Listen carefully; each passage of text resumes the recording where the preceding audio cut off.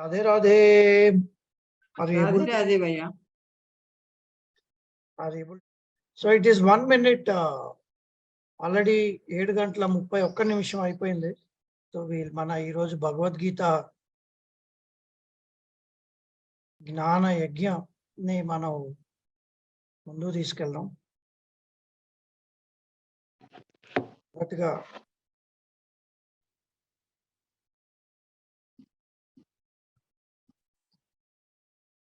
జగద్గురు శ్రీ కృపాలుజీ మహారాజ్ గారి పాదార వందనాలను అర్పిస్తూ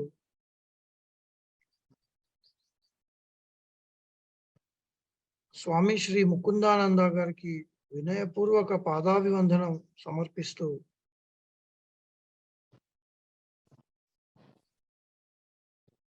అలాగే యుగళ్ సర్కార్ ఆ రాధాకృష్ణుల అనుగ్రహాన్ని వేడుకుంటూ మనం ఈరోజు భగవద్గీత చర్చా కార్యక్రమం మొదలు పెడదాం.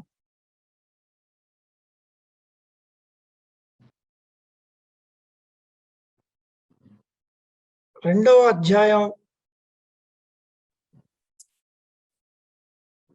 చాలా విషయాలు పొందుపరచబడి ఉన్నాయి అని మనం గమనించాము.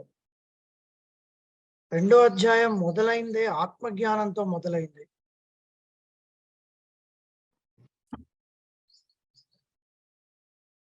తీవ్ర శోకంలో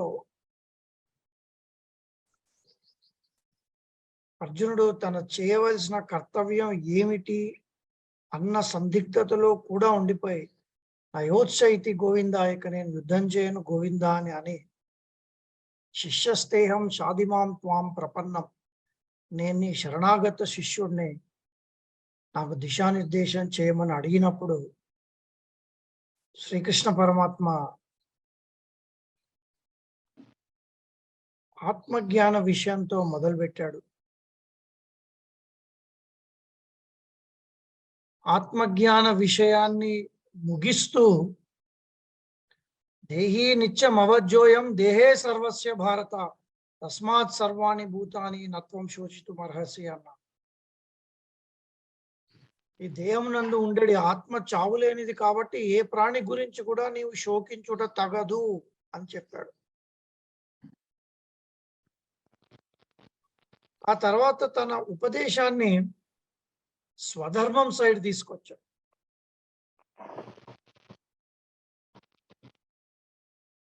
నీ క్షత్రియ ధర్మం అంటే యుద్ధం చేయాలి. ఇలాంటి అవకాశాలు రావటం, ధర్మాన్ని పరిరక్షించడానికి యుద్ధం చేయవలసి వచ్చే అవకాశాలు రావటం చాలా అరుదు. ఇలాంటి వాటిని కోల్పోకు అర్జున అని చెప్పాడు. ఒకవేళ నీవు గనక ఈ ధర్మయుద్ధాన్ని చేయడానికి నిరాకరిస్తే పాపం చేసిన వాడి అవుతామని కూడా చెప్పాడు. చాలా బాగుంది జపాన్. అలాగే ఉంటుందా? ఇప్పుడే పంపిస్తున్నావు మెసేజ్.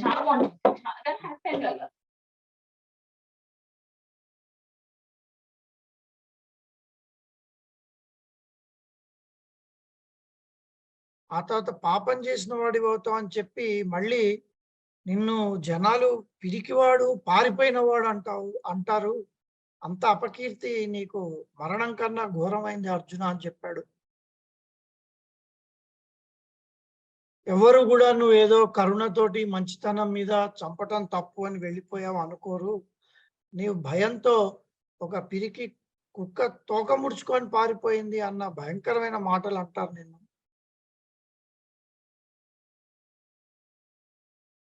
కాబట్టి ఇంత బాధాకరమైంది, ఇంత పాపిష్టి పని వద్దు, నువ్వు యుద్ధం చేయ అర్జున అని చెప్తాడు.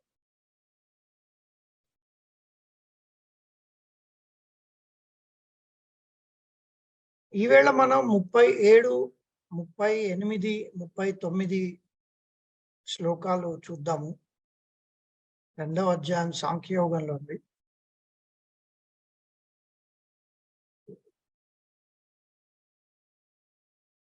ఆత్మపరంగా మరియు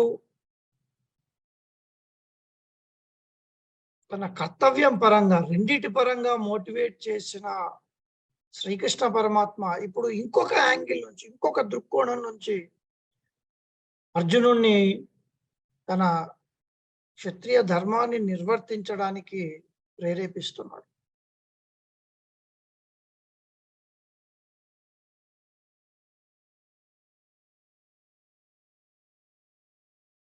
సో 37వ శ్లోకం 2వ అధ్యాయంలోది. హతో వా ప్రాప్స్యసి స్వర్గం జిత్వా వా భోక్ష్యసే మహీం తస్మాదుద్దిష్ట కౌంతేయ యుద్ధాయ కృత నిశ్చయః. తస్మాత్ ఉత్తిష్ట కౌంతేయ, కాబట్టి లేచి యుద్ధం చేయి కృత నిశ్చయంతో అర్జున అంటున్నాడు. ఎందుకు?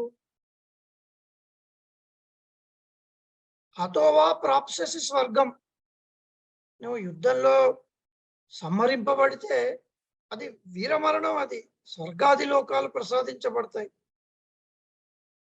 జిత్వావా భోక్ష్యసే మహీం, వీళ్ళ గెలిచావా ఈ సమస్త భూమండలాన్ని పరిపాలించవచ్చు. సో ఏమైనా ఎదర్ వే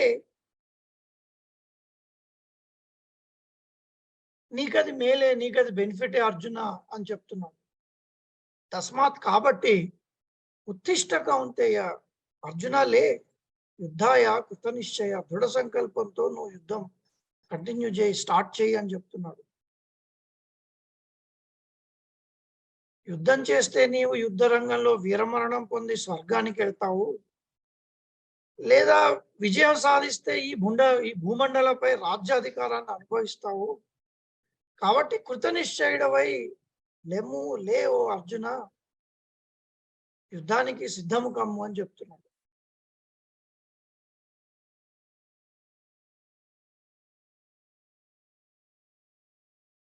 సో ఈ శ్లోకాన్ని మీరందరూ చదివితే చాలా బాగుంటుంది.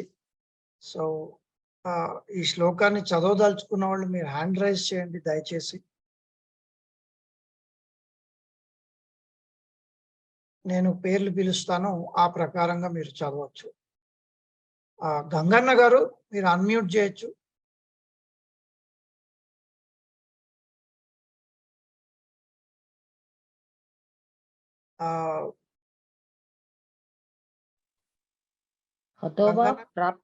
స్వర్గం.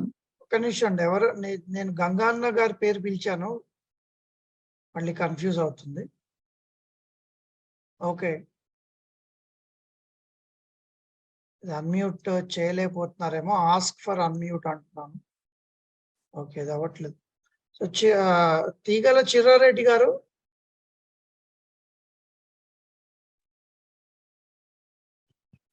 హతో వా ప్రాప్స్యసి స్వర్గం జిత్వా వా భోక్ష్యసే మహీం తస్మాదుత్తిష్ట కౌంతేయ యుద్ధాయ కృత నిశ్చయః.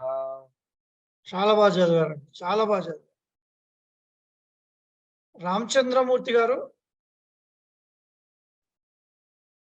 హతో వా ప్రాప్స్యసి స్వర్గం జిత్వా వా భోక్ష్యసే మహీం తస్మాద్ ఉత్తిష్ఠ కౌంతేయ యుద్ధాయ కృత నిశ్చయః. వెరీ నైస్, చాలా బాగా చదివారండి. ప్రేమలత గారు. హత్వా వా ప్రాప్స్యసి స్వర్గం జిత్వా వా భోక్ష్యసే మహీం తస్మాత్ ఉత్తిష్ఠ కౌంతేయ యుద్ధాయ కృత నిశ్చయః. వెరీ నైస్, బాగా చదివారండి. వెంకట్రావు గారు.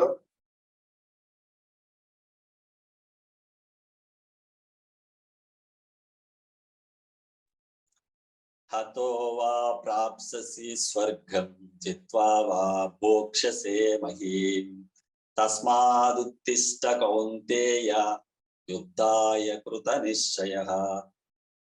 వెరీ నైస్, చాలా బాగా చదవండి. జయా శర్మ గారు.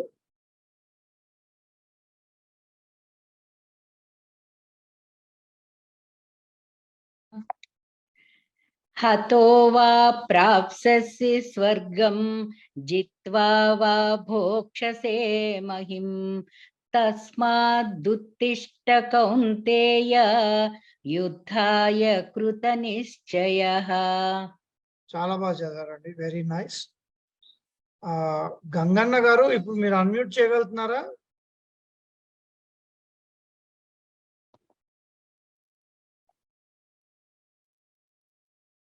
ఓకే, గంగన్న గారిది ఏదో ప్రాబ్లం ఉన్నట్టుంది. ఓకే, శ్యామల నెమ్మలూరి గారు. హతో వా ప్రాప్స్యసి స్వర్గం జిత్వా వా భోక్షసే మహీం తస్మాదుత్తిష్ట కౌంతేయ యుద్ధాయ కృతనిశ్చయః. వెరీ గుడ్, వెరీ గుడ్, బాగా చదివారు. ఇంకా ఎవరైనా చదువుతారండి? మీరు అన్మ్యూట్ చేసి చదవచ్చు. ఓకే, ఓకే, ఒకసారి ఈ చాంటింగ్ విందాము.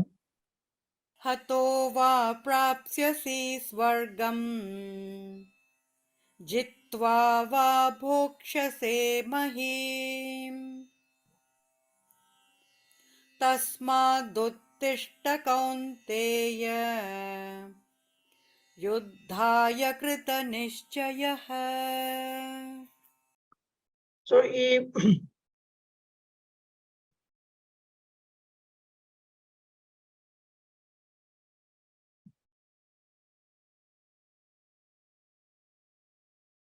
ఈ శ్లోకంలో, ఈ శ్లోకానికి వ్యాఖ్యానంలో మనం అర్థం చేసుకోవాల్సిన ఒక పాయింట్ ఏంటంటేనండి, మన వర్క్, మన విధులు అవి ఏవైతే ఉన్నాయో వాటిని చక్కగా నిర్వర్తించటం వల్ల మనకు జరిగే నష్టం ఏదీ లేదు. నీకు ఎనీవే ఇక్కడ ఏం చెప్తున్నాడు శ్రీకృష్ణ పరమాత్మ అంటే, you have nothing to lose. హతోవా ప్రాప్స్యసి స్వర్గం జిత్వా వా భోక్ష్యసే మహిం. ఇప్పుడు దీన్ని ఎలా చెప్తారంటే, కొంతమంది స్టార్టప్ కంపెనీలు కానీ అక్కడ కానీ ఫెయిల్ అయినా పర్వాలేదు, సక్సెస్ అయినా పర్వాలేదు. ఫెయిల్ అవుతే అది ఎలా చేయకూడదో నేర్చుకుంటావు, సక్సెస్ అవుతే సక్సెస్ అవుతావు. సో నీకు పోయేదేం లేదు. You will become wiser if you fail, and if you are successful, you are successful anyway. ఒకవేళ మనం తీసుకున్న ఛాలెంజ్ లో మనం చేయలేకపోయినప్పుడు దాని నుంచి ఎన్నో గుణపాఠాలు ఏదో గుణపాఠాలు నేర్చుకుంటాము, లేకుంటే సక్సెస్ అవుతాము. అక్కడ ఫెయిల్యూర్ అనేది ఏదీ లేదు. అందుకే ఒక లక్ష్యాన్ని ఏర్పరచుకొని ముందుకు వెళ్ళమని చెప్తారు. అలా you have nothing to loose. ఇక్కడ నీకు పోయేదేం లేదు అర్జున అన్న యాంగిల్ నుంచి కూడా శ్రీకృష్ణ పరమాత్మ ఇక్కడ అర్జునుడిని మోటివేట్ చేయడానికి ట్రై చేశాడు. సో మనం నెక్స్ట్ శ్లోకాన్ని చూద్దాము. 38వ శ్లోకంలో ఇంతకు ముందు మొదటి చాప్టర్లో శ్రీకృష్ణ పరమాత్మ ఏమన్నాడంటే, అర్జునుడు మొదటి చాప్టర్లో ఏమన్నాడంటే, ఇలా నా బంధువుల్ని, గురువుల్ని, తాత వరుస వాళ్ళని, వీళ్ళందరినీ సంహరించడం వల్ల నాకెంతో పాపం అంటుకుంటుంది కృష్ణ అని కూడా చెప్పాడు. ఆయన ఒక వాదనలో ఈ పాపం అంటుకుంటుంది అన్న వాదన కూడా అర్జునుడు చేశాడు. అయితే ఇక్కడ ఇది డీటెయిల్డ్ గా మనకు 3rd చాప్టర్ లో చెప్పిన, ఇక్కడ మనకు శ్రీకృష్ణ పరమాత్మ ఒక చిన్న ఇంట్రడక్షన్ కాన్సెప్ట్ లాగా ఇస్తున్నాడు. ఏ విధంగా పని చేస్తే మనకు పాపం అంటదు. ఫర్ ఎగ్జాంపుల్, ఒక డాక్టర్, సర్జన్ ఉన్నాడు అనుకోండి. ఇప్పుడు నేను అంతా నాలెడ్జబుల్ ఉన్నా సరే, ఇప్పుడు నేను ఈ సర్జరీలో ఒకవేళ పేషెంట్ పోతే ఆ పాపం నాకు తగులుకుంటుంది అని భయపడుతున్నాడు అనుకోండి, తన పని తాను చేయలేడా. అలాగే మనం పని, ఇప్పుడు నేను ఆఫీస్కి వెళ్ళాలనుకోండి, నేను కార్ తీయాలంటే వానాకాలంలో కారు తీసినప్పుడు ఎన్ని జీవులు, ఎన్ని కప్పలు, ఎన్ని వానపాములు కారు కింద, ఆ టైర్ల కింద పడి మరి అవి నశిస్తాయి. అవన్నిటి పాపం తగులుతుందని నేను అసలు బయటికే పోకుండా కూర్చుంటా.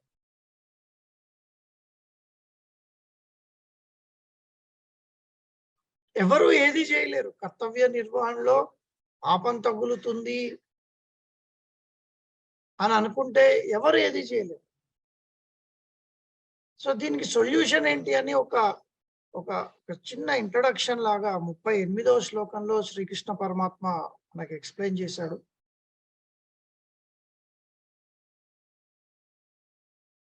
సో 38వ శ్లోకంలో సాంఖ్యయోగ చాప్టర్లో శ్రీకృష్ణ పరమాత్మ ఏమంటున్నాడంటే, సుఖ దుఃఖే సమే కృత్వా లాభౌ జయా జయౌ తతో యుద్ధాయ యుజ్యస్వ నైవం పాపమవాప్ససి.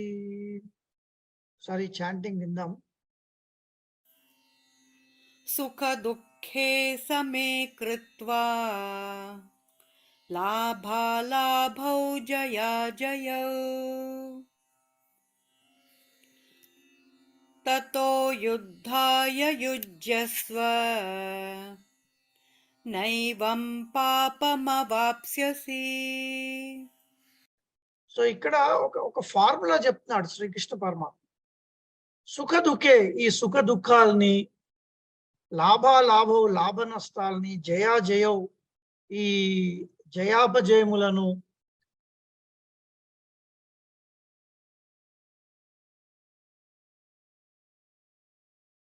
సమానంగా తీసుకుంటూ, సుఖ దుఃఖే సమయకృత్వ లాభాలాభౌ జయాజయౌ, సుఖ దుఃఖాలని, లాభ నష్టాలని మరియు జయాపజయముల్ని సమానంగా తీసుకుంటూ,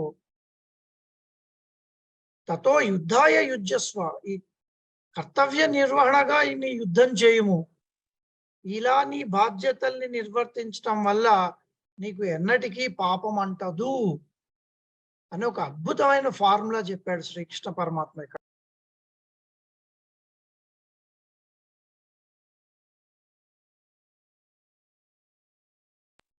సుఖ దుఃఖే సమే కృత్వా లాభౌ జయా జయౌ తతో యుద్ధాయ యుజ్యస్వ నైవం పాపమవాప్ససి. సుఖ దుఃఖాలని, లాభ నష్టాలని మరియు జయాపజయములను సమానంగా తీసుకుంటూ కర్తవ్య నిర్వహణగా యుద్ధం చేయము. నీ బాధ్యతల్ని ఈ విధంగా నిర్వర్తించటం వల్ల నీకు ఎన్నటికీ పాపం అంటదు అర్జున అని ఒక పెద్ద డౌట్ క్లియర్ చేసి పడేశాడు. అర్జునుడి మైండ్ లో ఉన్న డౌట్ ని, ఏదో పాపం అంటుతుంది, ఏదో అయిపోతుంది అనుకోకు, నువ్వు ఈ విధంగా చెయ్యి, నీకు పాపం అంటదు అని. ఇంకా ఇక్కడ భక్తిని, భగవత్ సేవని, భగవత్ ప్రీతి కోసం ఆ కాన్సెప్ట్స్ ఇంకా ఇంట్రడ్యూస్ చేయలేదు శ్రీకృష్ణ పరమాత్మ. ఇంకా బాడీలీ లెవెల్లోనే చెప్తున్నాడు. మనం ఒక పని చేయడానికి చాలా దృక్పథాలు ఉంటాయి. ఒక కర్తవ్య నిర్వహణగా చేయొచ్చు, ప్రేమతో చేయొచ్చు, లేదా ఇక తప్పదు అని చేయొచ్చు, లేకుంటే ఇది చేయటం వల్ల నాకు ఇది బెనిఫిట్ అన్న, దాన్ని నేను ఎంజాయ్ చేయాలి అన్న దృక్పథంతో చేయొచ్చు, లేదా ఈశ్వర సేవగా చేయొచ్చు. చాలా రకాలుగా మనం పని చేయొచ్చు. అంటే మన అంతర్గత భావన దేంతో చేస్తున్నాము అనేది చాలా రకాలుగా ఉండొచ్చు. ఇందులో ఒక టైపు భావన అని చెప్పాడు. సుఖ దుఃఖాలని, లాభ నష్టాలని, జయాపజయాల్ని సమానంగా తీసుకుంటూ నీ కర్తవ్య నిర్వహణగా నీ పని చెయ్యి. ఇలా బాధ్యతల్ని నిర్వర్తిస్తే నీకు పాపం అంటదు. ఇప్పుడు కొద్దిగా ఈ కర్మయోగ సిద్ధాంత శాస్త్రంలోకి ఇలా ఇలా జస్ట్ తలుపు తీసి ఎంటర్ అవుతున్నాడు అనమాట శ్రీకృష్ణ పరమాత్మ. ఈ శత్రువులను సంహరిస్తే పాపం అన్న డౌట్ను పోగొట్టేశాడు.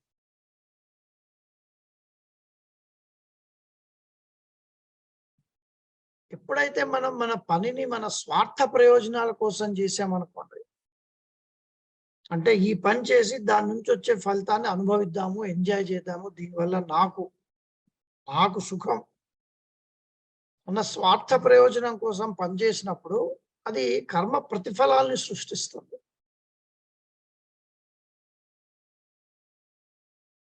స్వామి ముకుందానంద గారు మాతశ్రుతి నుంచి ఇట్లా తన కామెంటరీలో ఈ విధంగా చెప్పారు. పుణ్యేన పుణ్యలోకం నయతి, పాపేన పాపం ఉభాభ్యామేవ మనుష్యలోకం అని. మంచి పనులు చేస్తే స్వర్గలోకాలకు వెళ్తావు, చెడు పనులు చేస్తే నరకలోకాలకు వెళ్తావు, ఈ రెండింటి మిశ్రమం చేస్తే మళ్ళీ భూలోకానికి తిరిగి వస్తావు అని. ఇది కర్మల యొక్క ప్రతిచర్యలు అంటే.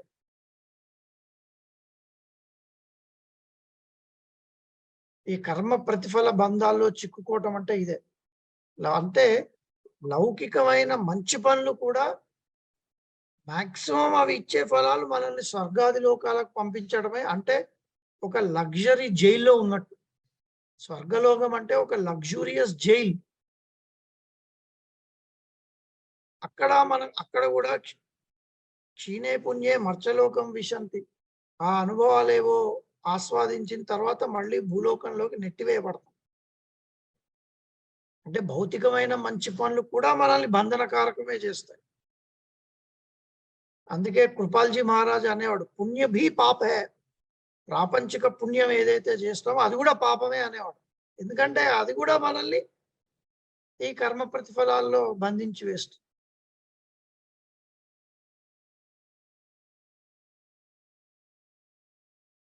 కానీ ఎప్పుడైతే స్వార్థ ప్రయోజనాలను విడిచిపెట్టి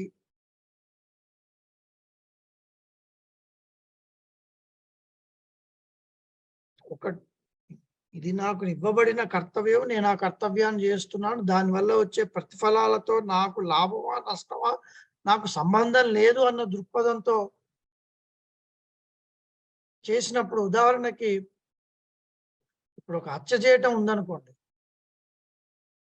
అదొక తీవ్రమైన నేరం. కానీ తన కర్తవ్య నిర్వహణలో ఒక పోలీసు ఒక బందిపోటు దొంగను కాల్చి చంపేశాడు అనుకోండి, దానికి శిక్ష ఉండదు. ఎందుకంటే అక్కడ రాగద్వేషాల రహితంగా తన కర్తవ్య నిర్వహణగా చేశాడు అంతే. చేసిన పని ఒకటే.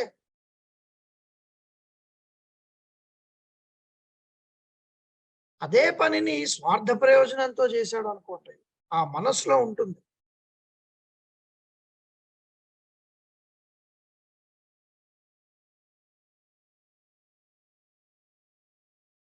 అలాగే భగవంతుని న్యాయం కూడా ఇట్నే ఉంటుంది. ఎవరైతే అన్ని స్వార్థ ప్రయోజనాలను విడిచి ఇంకా కర్మయోగ సిద్ధాంతంలోకి వెళ్ళాలనుకుంటే కర్మలను భగవంతుని పట్ల కర్తవ్యంగా చేసినప్పుడు అలాంటి పనులు కర్మ ఫలితాలను కలుగజేయవు, అవి అకర్మలు అయిపోతాయి.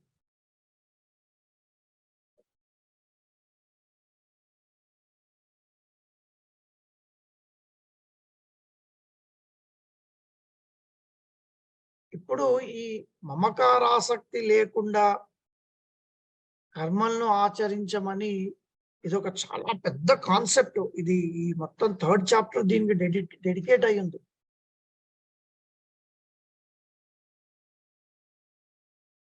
అందుకే 2వ చాప్టర్ లో మన కర్మయోగము సాంఖ్యయోగము అన్ని కలగలుపుగా వస్తుంటాయి.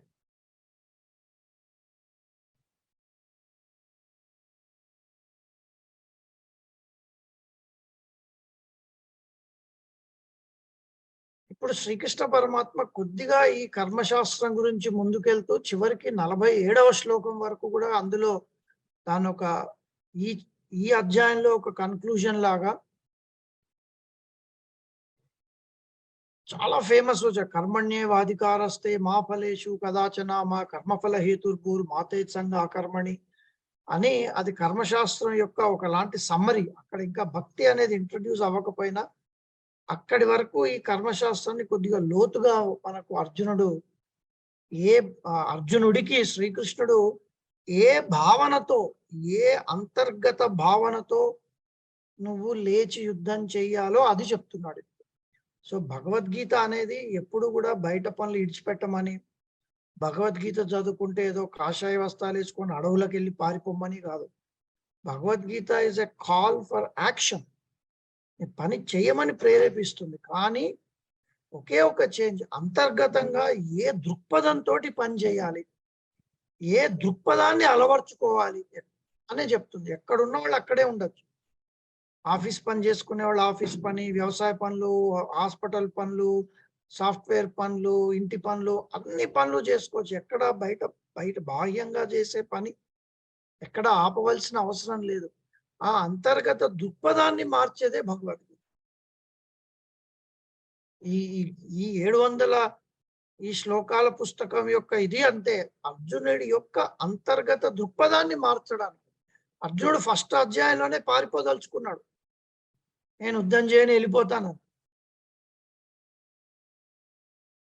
యుద్ధం చేపించాడు శ్రీకృష్ణుడు, కానీ తన యొక్క అంతర్గత దృక్పథాన్ని మార్చి అప్పుడు యుద్ధం చేపించాడు. అది భగవద్గీత యొక్క గోల్ అన్నమాట. సో మన నెక్స్ట్ శ్లోకం చూద్దామండి. ఈ రోజుకి ఈ 39వ శ్లోకంతో ఆపి మనం స్వామీజీ గారి ఇంపార్టెంట్ మెసేజెస్ విందాము, మళ్ళీ మాట్లాడుకుందాం. సో 39వ శ్లోకాన్ని చూస్తే గనక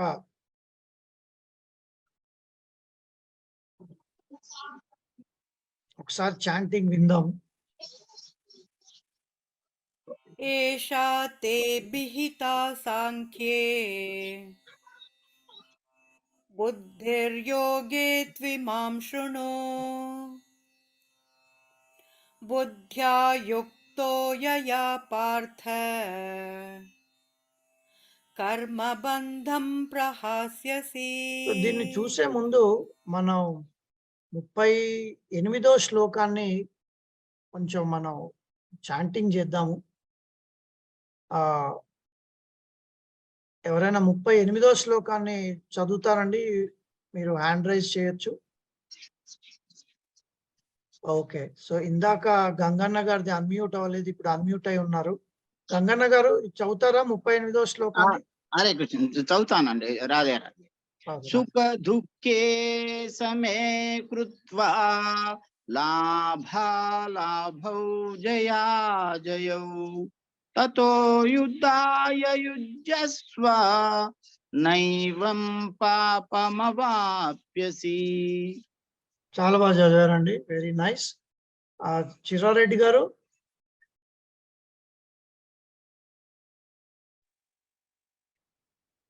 సుఖ దుఃఖే సమే కృత్వా లాభాలాభౌ జయా జయౌ తతో యుద్ధాయ యుజ్యస్వ నైవం పాపమవాప్స్యసి. వెరీ నైస్, వెరీ గుడ్ అండి. సునీత గారు? సుఖ దుఃఖే సమే కృత్వా లాభాలాభో జయా జయౌ తతో యుద్ధాయ యుజ్యస్వ నైవం పాపమవాప్స్యసి. వెరీ నైస్, చాలా బాగా చదవండి. రామచంద్రమూర్తి గారు? సుఖ దుఃఖే సమే కృత్వా లాభాలాభౌ జయా జయౌ తతో యుద్ధాయ యుజ్యస్వ నైవం పాపమవాప్స్యసి. Very nice, nice nice. Venkatrao గారు?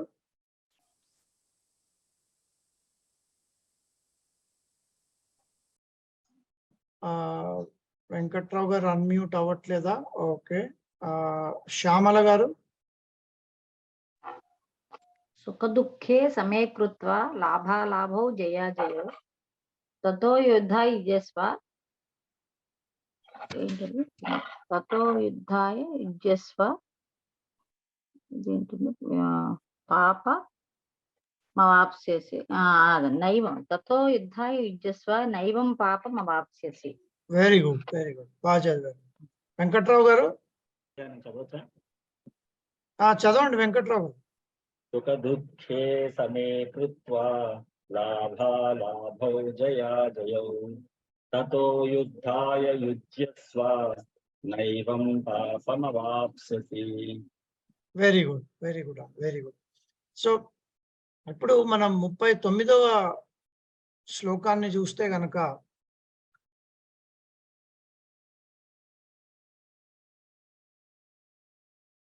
ఇక్కడ శ్రీకృష్ణ పరమాత్మ ఏమంటున్నాడంటే, ఏషాతే విహితా సాంఖ్యే బుద్ధిర్యోగే త్విమాం శృణు బుద్ధ్యా యుక్తో యయా పార్థ కర్మబంధం ప్రహాస్యసి.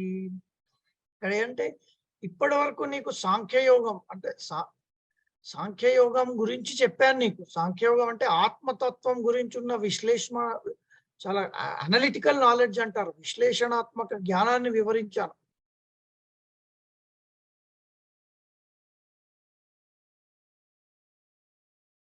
ఇప్పుడు శృణు, ఇప్పుడు ఇను అర్జున, బుద్ధిర్యోగే, ఈ బుద్ధి యోగాన్ని విశదీకరిస్తాను విను అంటున్నాడు. ఎందుకు? కొద్దిగా ఏ దృక్పథంతో మనం పనిచేయాలో కాస్త అలా ఇంట్రో లాగా చెప్పి ఎమ్మటే అంటున్నాడు ఇక్కడ నీకు బుద్ధి యోగాన్ని విశదీకరిస్తాను అన్నాడు. అంటే ఏంటి? మనం ఇందాక అనుకున్నట్టు అంతర్గత దృక్పథం మారాలి అంటే ఏంటి? అక్కడ మనం మన బుద్ధిని పదులు పెట్టాలి అక్కడ. అంతర్గత దృక్పథాన్ని మార్చుకోవడానికి చేతులు, కాళ్ళు, కళ్ళు, ఈ బాహ్య అంగాలు కాదు. అంతర్గత దృక్పథం మారాలంటే బుద్ధిలో ఆ నాలెడ్జ్ రావాలి. అందుకే దీన్ని బుద్ధి యోగం గురించి చెప్తాను విను అంటున్నాడు. బుద్ధ్యాయుక్తో ఏయాపార్థ కర్మబంధం ప్రయాస్యసి.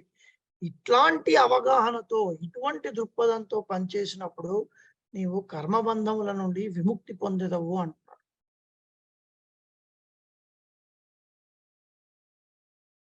ఏషా తే విహితా సాంఖ్యే బుద్ధిర్యోగే త్విమాం శృణు బుద్ధ్యాయుక్తో యయా పార్థ కర్మబంధం ప్రహాస్యసి అన్నారు.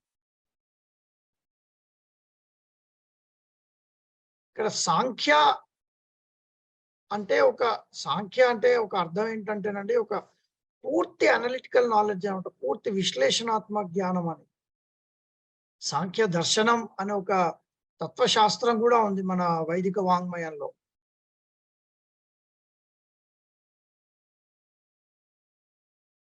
ఇది చాలా క్రిటికల్ గా ఈ పంచమహాభూతాలు అంటే ఏంటి, పంచ తన్మాత్రలు అంటే ఏంటి, పంచకర్మేంద్రియాలు, పంచ జ్ఞానేంద్రియాలు, ఈ అహంకార్, మహాన్, వీటన్నిటిని సెపరేట్ చేసి క్లియర్ గా చెప్తుంది అది.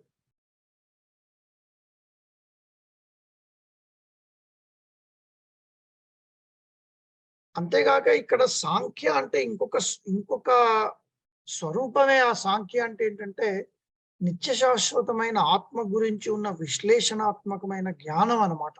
అది ఆల్రెడీ 2.11 నుంచి 2.30 వరకు శ్రీకృష్ణ పరమాత్మ చెప్పాడు.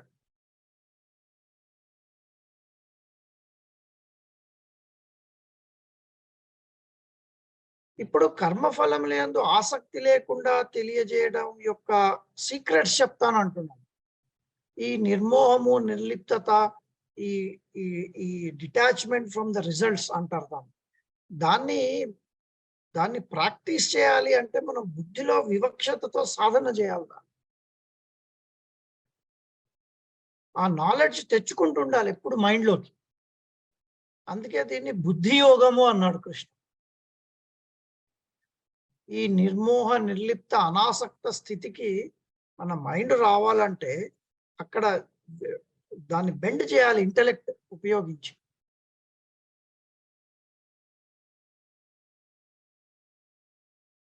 ఈ బుద్ధి యోగం గురించి ఇక నేను ఇంకా కొంచెం నీకు తదుపరి చెప్తాను అర్జున అని ఆపాడు. సో ఇక్కడ మనం దీన్ని ఒకసారి అందరం చాంటింగ్ చేద్దాం. ఆ తర్వాత స్వామి ముకుందానంద గారు ఏం చెప్తున్నారు వీటి గురించి మనం చాలా చాలా శ్రద్ధగా విందాం. సో అది వినే ముందు ఈ 39వ శ్లోకాన్ని మనకు ఎవరైనా చెప్తారండి? ఎవరైనా చదువుతారా దీన్ని? చాలా చక్కటి శ్లోకం ఇది. హ్యాండ్ రైజ్ చేయండి, నేను పేర్లు పిలుస్తూ ఉంటాను. గంగన్న గారు, నా స్క్రీన్ కనపడుతుందా? కనబడుతున్నదండి. ఈ 39వ శ్లోకాన్ని చదవండి. ఏషాతే విహితా సాంఖ్యే బుద్ధిర్యోగే త్విమాం శృణు బుద్ధ్యాయుక్తో యయా పార్థ కర్మబంధం ప్రహాస్యసి. వెరీ నైస్, చాలా బాగా చదివారండి. రాజేశ్వరి గారు. ఏషా తే విహితా సాంఖ్యే బుద్ధిర్యోగే త్విమాం శృణు బుద్ధ్యాయుక్తో యయా పార్థ కర్మబంధం ప్రహాస్యసి. వెరీ నైస్ అండి. శ్యామల నెమ్మలూరి గారు. ఏషా తే విహితా సాంఖ్యే బుద్ధిర్యోగే త్విమాం శృణు బుద్ధ్యాయుక్తో యయా పార్థ కర్మబంధం ప్రహాస్యసి. వెరీ నైస్ అండి. వెంకట్రావు గారు. ఏషా తే విహితా సాంఖ్యే బుద్ధిర్యోగే త్విమాం శృణు బుద్ధ్యాయుక్తో యయా పార్థ कर्मबन्धं प्रहास्यसि. వెరీ నైస్ అండి. చిరారెడ్డి గారు. येषा ते विहिता साङ्ख्ये बुद्धिर्योगे त्विमां शृणु बुद्ध्या युक्तो यया पार्थ कर्मबन्धं प्रहास्यसि. వెరీ నైస్ అండి. చాలా బాగా చదివారు. సునీత గారు.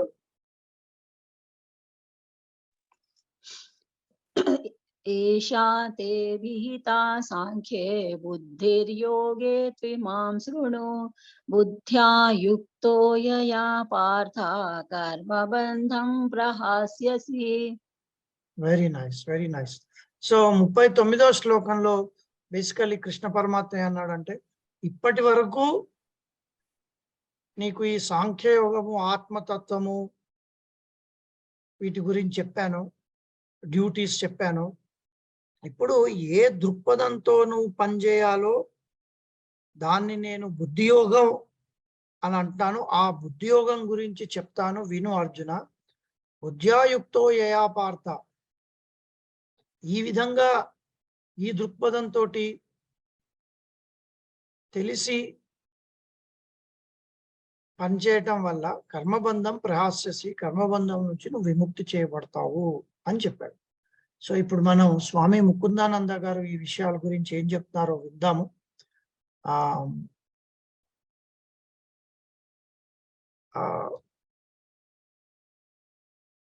Srinivas. Shri Krishna says, Arjun, learn to do your duty without attachment. He is now explaining the science of work. See, even in the world, one becomes responsible for the results of work when there is attachment, and absolved of the results when there is no attachment. If anybody kills another person, that is a culpable offense, one could be hanged for it. However, here is a man, he has killed another. He has been summoned to the court and the questioning has begun. The judge is asking him, you killed this person? He says, yes, Your Honor, I killed him. There is no need of any witness, no need of any evidence. I am agreeing, confessing, I killed him. Oh, that is serious. Then you must be punished. Will it be life imprisonment? What should it be? No, Your Honor, you cannot punish me. Why? I had no intention to kill. I was driving my car on the right side of the road. My speed was within the announced speed limit of 40 miles. My accelerator was fine, brakes were fine, my eyes were on the road, I was in my perfect senses, I was not drunk, I was totally focused. Now this drunkard tottering but 2 yards away from the road, he suddenly came and fell in front of me. What should I do? If his advocate can prove that the intention to kill did not exist, that person will be released. The system of law states in all the countries that person is not responsible for the offense because there was no intention there. No accidental intention as well. So he's totally released. In other words, the mind was all right. The mind did not have this thought, I wish to kill him. And the mind did not do a carelessness which resulted in killing him.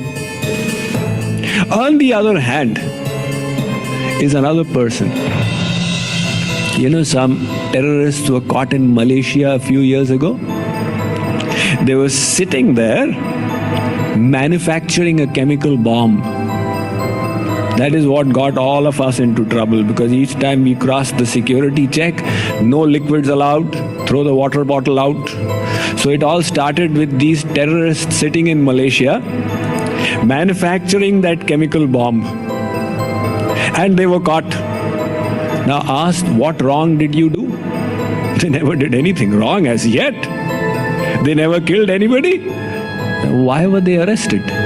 Because their intention was wrong. In other words, they did nothing, but the mind was harboring the wrong intentions. It was considered a sin in the eyes of law and society. This person killed someone, and yet he is considered sinless in accordance with the system of law. So sin or lack of it is not decided by external acts. It's decided by the state of our mind, our intentions. His mind is not attached to that act, the fruit of it. So what he is doing is multiplication in zeros. You multiply 0 by 0, you get 0. Multiply 0 by 100, you get 0. Multiply 0 by a million, you get 0. So that is why Sri Krishna is now taking Arjuna higher. First, in the previous verses, he told him, you're a Kshatriya, warrior, this is your duty. Now he takes him further up. He says, Arjuna, doing your duty, you will be caught. Either you will get the kingdom of earth or you will go to heaven. So go beyond. Do your duty, but give up all kinds of attachment. That is not something new that we need to learn. We are all practicing it. You see, a nurse does her duty in the hospital. She is doing her best job for the patient. She is not negligent in any way, but she is unconcerned really if the results are positive or negative. If the patient passes away, she will tell the relatives, we tried our best, this must be the will of God. Take the body out, the next patient has to come. If a child is born, she will say, oh, yes, congratulations, the child is born. Please give me my dakshina.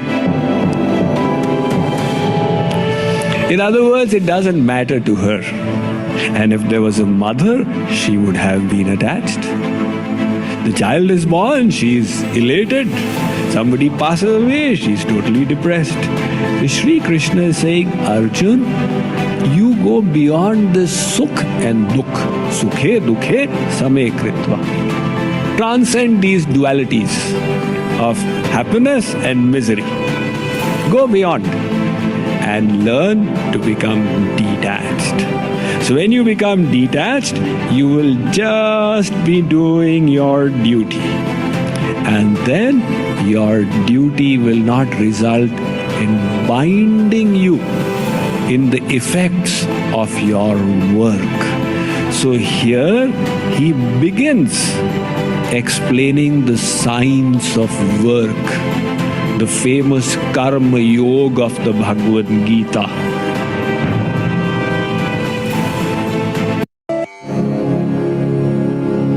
So he says, Arjun, I was explaining to you through Sankhya, telling you that you cannot kill anybody, it doesn't matter really. But now what I am going to tell you is Buddhi Yoga. What is Buddhi Yoga? This is the yoga of the intellect. Now see, you people have heard of Karma Yoga, you've heard of Jnana Yoga, you've heard of Bhakti Yoga, you've heard of Ashtanga Yoga and Kriya Yoga. But the word that Sri Krishna uses more than any others is Buddhi Yoga. Arjun, I am telling you the yoga of the intellect. What is the significance of this word Buddhi Yoga? See, this intellect has a very important place in our personality. There is one person who's spending all the time watching matches, who is moving ahead, the Miami Heat or the Los Angeles Lakers or the Boston Celtics, etc. That is all what it is all about. And that is his personality has got molded like that. You know why? Because his intellect is telling him it's very important that the Miami Heat win. And somebody else is indifferent. Why? Because it's his. How does it matter whether the Miami Heats win or anybody else wins? It's not relevant to my life. So our intellect fashions our desires. Somebody is always running money. Why is that person running in this manner? Because that person's intellect has got this knowledge in it that the real thing that counts in the world, ultimately, it's money, nothing else. Money makes the mare go. So that is why whatever you do, chamdi jaye lekin damdi na jaye. Sacrifice anything, but don't sacrifice money. Somehow or the other, accumulate it. So why is that person running in that direction? Because that person's intellect has decided. Now, another person is running madly towards God. What has happened to him that he's running madly towards God? That person's intellect is saying that the happiness I am seeking is in God. People, they come and ask me that, Swamiji, what happened to you? Why did you suddenly start going towards God? Was there some tragedy in your life? Did some girlfriend ditch you? Or did you not get a job? Or what was it? Your health got spoiled? What really happened to me? And the conclusion is that the intellect decided that I am a tiny part of God and my goal in life is to realize God.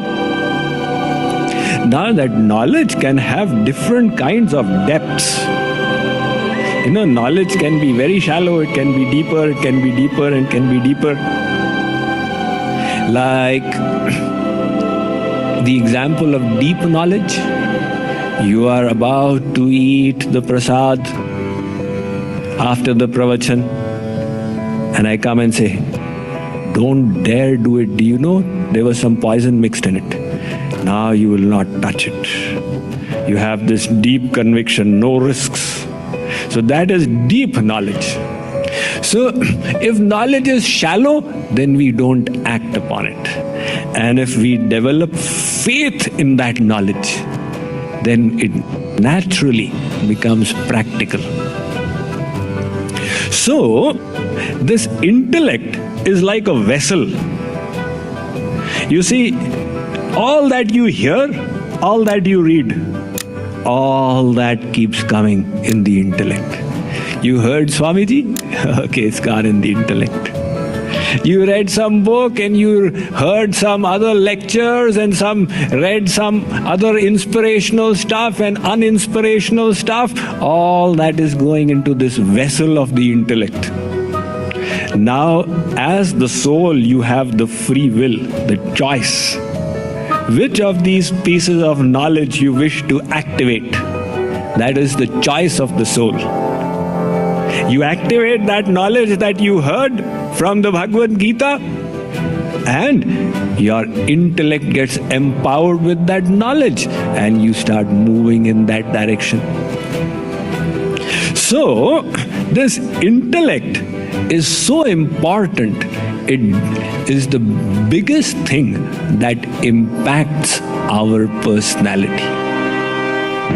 The reason why our mind is attached to the world is because the intellect is telling us happiness is in the world. So that is why we hear the whole lecture. After hearing it, we say, that is all right, but I have to become a millionaire. Now the whole lecture has gone waste. You heard the whole lecture and you applied one but. The whole lecture is no use. So why was that but? Because the intellect says, Swamiji may say so, but really happiness is not in God, happiness is in the world. So this intellect is making the mind attached to the world. In other words, there is the mind and the intellect. The mind is creating desires, and the intellect is making the decisions. So the intellect decides and the mind desires. Usually the mind desires in accordance with the decision of the intellect. If the intellect decides that the best kind of pleasure in the world is to have an ice cream on a hot summer day, then the mind desires ice cream, ice cream, ice cream. And if the intellect decides that no, nowadays cholesterol is a big thing and the fat content in ice creams is too much and you're already 50 years old and you should watch your cholesterol or you will have heart problems. The intellect has decided. The mind may desire, but the intellect will control it. So then a fight ensues between the mind and the intellect. And if the intellect is strongly believing in that knowledge, it immediately controls the mind. Throughout the day, you are controlling your mind with your intellect. Right now, you are sitting here, you're not realizing it, but your mind is under your control. Like the way you're sitting, is this your natural position? Is this the most comfortable position to you? No, Swamiji, my most comfortable position is when I'm at home on the sofa with my legs up there on the chair and sipping the coffee and watching the television. So why don't you lift your legs up on the next chair out here? My intellect rebels. It says, no, that's not the way to do it out here. What will people say? It will look bad. Swamiji may not like it. Others may not like it. Now the intellect says that. The mind is under control. And what the mind wants, at home you go and see the natural position. So all day long you are controlling your mind. You go into the office, even greater control. How are you? Fine, thank you. How are you? Fine, thank you. What's going on? Are you actually interested in knowing how he is?